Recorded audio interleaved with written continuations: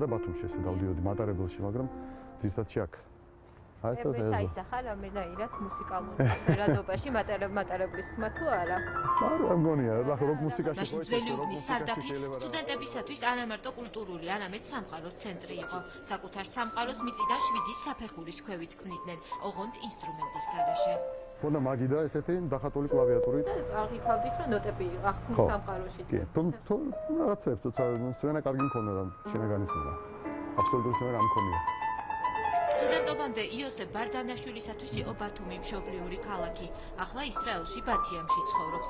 ქალაქში სადაც ზღვის სუნი დგას და რომელიც ბავშვობას ახსენებს. აქ შავი ზღვა, ხმელთაშუა ზღვა არის, ხო? მერე ბათიამი და ბათუმი შეიძლება ქართულმა ვერ გავიგეთ სიტყვის სწორი მნიშვნელობა და გავაფუჭეთ. ბათიამი იყო შეიძლება აქაც. ბათიამი ნიშნავს ზღვის ქალწულს.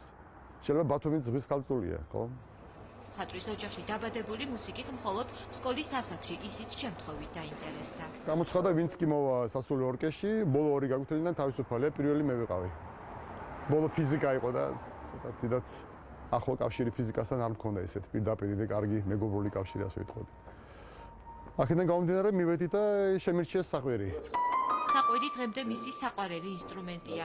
ხატვით კი დღესაც ხატავს. აბსტრაქტული ბგერებით გამოხატული ბარდანაშვილი ბევრად უფრო გახსნილია. ჩემი ყველა ნახატი რეალურად ჩაკეტილია. თქვა თუ პორტრეტს ხატა უკან კედელია, ან კარების ნაწილია, თქვა. ბუნება არ დამიხატე არასდროს. და მუსიკაში პირიქით სულ მინდა რომ გავიდე, აი ცოტა ზევით. ყოველთვის დაუსრულებელ ძიებაშია, ამიტომ ნაწარმოებებიც ყოველთვის ერთმანეთისგან განსხვავებულია. თითქმის ყველა ჟანრი, კლასიკიდან ესტრადამდე, 4 ოპერა, 18-ზე მეტი სპექტაკლი და 40 ფილმი.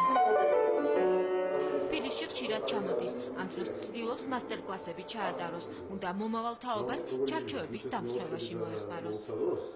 სოჭირის ცხვადას ძალიან პატარა ფანჯარაში, ჩვენ უცოდ დიდი ფანჯარაში დაენახოს და შენეხმარება აი ამ სიზნელების დაძლებაში.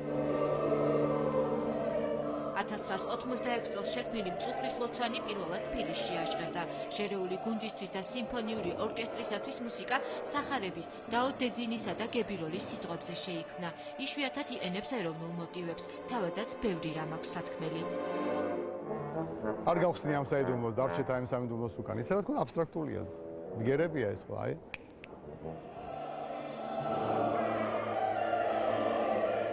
იწამე ჭეშმარიტება, რამე თუ იქნები თავისუფალი, ასე იწყება ინტერლუდია. თავადაც კომპოზიტორი ძველს სიბრძნეს ეთანხმება და თვლის, რომ ადამიანი თავისუფალია უსასრულო სრულყოფისათვის.